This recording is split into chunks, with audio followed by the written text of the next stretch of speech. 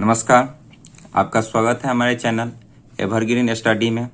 आज हम लोग क्लास 10th केमिस्ट्री में चैप्टर नंबर 2 अम्ल, भस और लवण के बारे में पढ़ेंगे। तो चलिए शुरू करते हैं। तो चलिए इसमें सबसे पहले क्या आता है, अम्ल को जानते हैं। अम्ल क्या कहते हैं? अम्ल का परिभाषा हम लोग क्या होता है कि ये कह सकते हैं कि जो स्वाद में क्या होते हैं, खट्टे होते हैं। क्या होंगे? जो स्वाद में खट्टे होंगे उसे हम अम्ल कहते हैं, जो स्वाद में खट्टा होगा।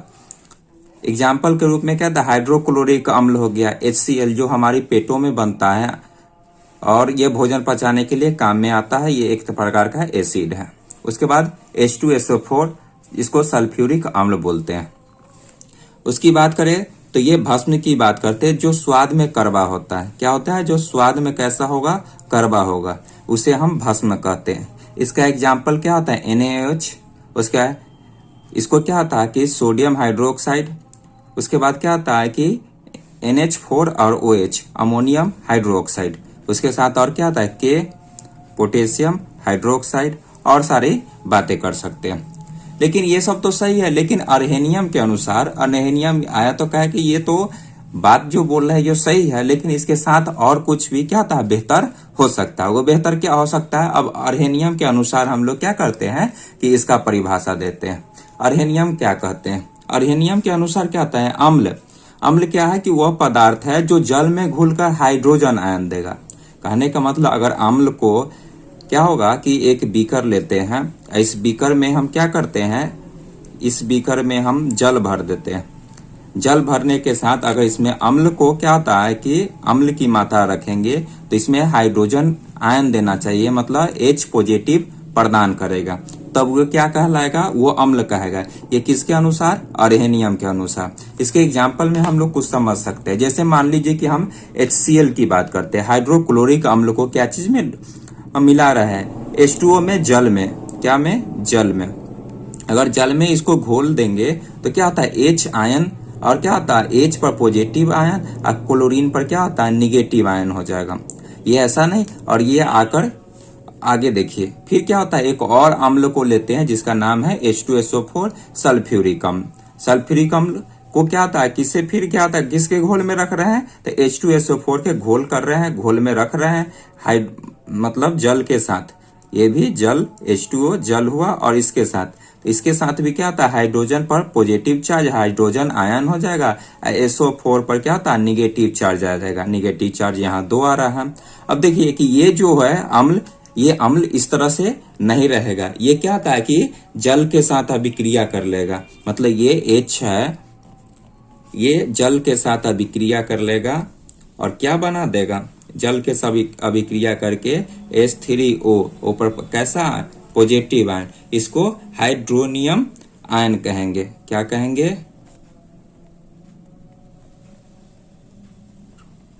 Hydronium ion.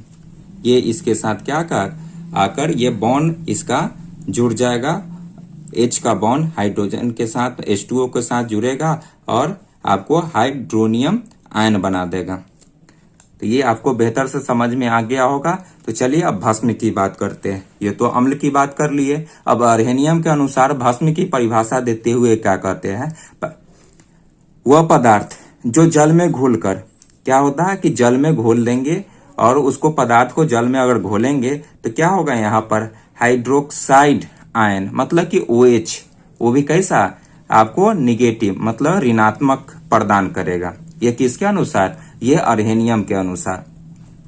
देखिए चलिए इसका भी एग्जाम्पल देते हैं। एग्जाम्पल के रूप में हम क्या ले रहे हैं, एग्जाम्पल के रूप में यहाँ Na, सोडियम हाइड्रोक्साइड लेते हैं। इसको अगर जल में घोलते हैं तो सोडियम पर पॉजिटिव चार्ज और OH पर कैसा, निगेटिव चार्ज यहाँ। उसी तरह पोटेशियम हाइड्रोक्साइड को क्या होता है, जल के साथ अगर अभिक्रिया कराएंगे, घोलते हैं, तो पोटेशियम पर कैसा, पॉजिटिव चार्ज, OH पर निगेटिव चार्ज। अब देखिए यहाँ भी क्या होता है, अम्ल के 2 प्रकार होते हैं। तो अब अम्ल की बात करते हैं, इसके टाइप्स की बात करते हैं। 2 टाइप्स ऑफ एसिड होता है। एक तो होता है सांद्र एसिड। सांद्र को क्या कह सकते हैं, स्ट्रॉन्ग, जिसमें क्या होता है कि इसमें जल की मात्रा कम होता है। क्या होगा, इसमें जल की मात्रा कम होगा। एक एग्जाम्पल के तौर पर समझिएगा कि सांद्र अम्ल को अगर हम पानी में डिजोर्ब करेंगे, पानी में घुलाएंगे, तो वो बहुत ही आसानी से घुल जाएगा, पूरा के पूरा घुलेगा। लेकिन तनु अम्ल क्या होगा, तनु अम्ल को अगर पानी में घुलाएंगे तो पूरे से पूरे नहीं घुलेगा। कहने का मतलब एक एग्जाम्पल लेते हैं, हम लोग नमक लेते हैं और नमक को एक बीकर में घुला देते हैं, तो नमक क्या होता है, घुलकर अब पूरा इसका पार्टिकल्स दिखेगा नहीं, पूरा घुल जाएगा। तो ये सांद्र अम्ल की कैटेगरी भी इसी तरह के नमक के कार्य करती है।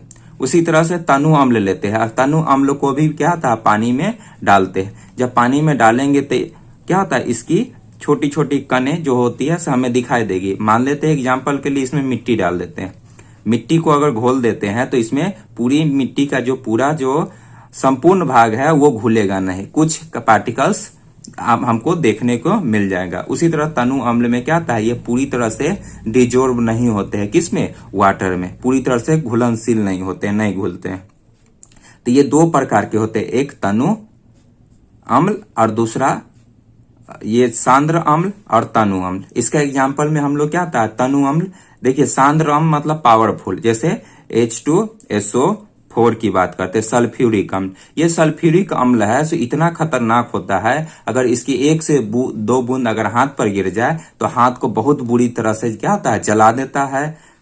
अगर क्या होता है कि तनु की बात करते हैं, कमजोर की बात करते हैं, तो ये HCl को ले लेते हैं, ये क्या होता है, तनु में आ गया। और सारे क्या होता है कि इसके और सारे एग्जाम्पल हो सकते हैं, आप समझ सकते हैं, समझ रहे हैं। चलिए अब आगे चलते हैं। आगे अब क्या होता है, भस्म की प्रकार की बात करते हैं। अब भस्म को देखते हैं।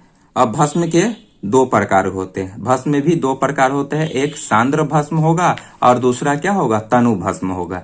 मतलब ये स्ट्रांग बेस हुआ और ये क्या हो गया, ये स्ट्रांग हो गया, ये वीक हो गया। ये तनु क्या होता है, वीक को कहा जाता है।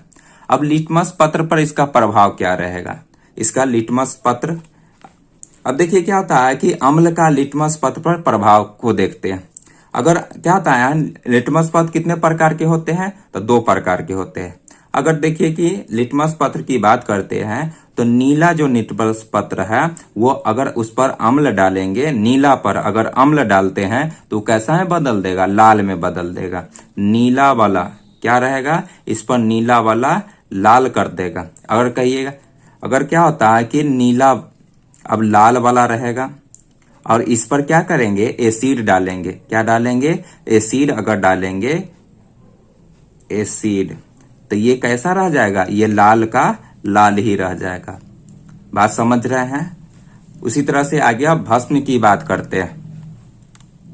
चलिए भस्म की बात करते हैं। देखिए भस्म क्या कह रहा है, अगर भस्म में क्या होता है कि लिटमस पत्र पर प्रभाव क्या होगा, अगर ये लाल लिटमस पत्र रहेगा तो उसको कैसा बना देगा, नीला बना देगा। क्या बना देगा, लाल लिटमस पत्र को इसमें नीला बनाएगा। लिटमस पत्र 2 प्रकार के होते हैं, अगर मान लीजिए कि नीला लिटमस पत्र रहेगा तो इस पर कोई प्रभाव नहीं होगा और ये नीला का नीला ही हो जाएगा।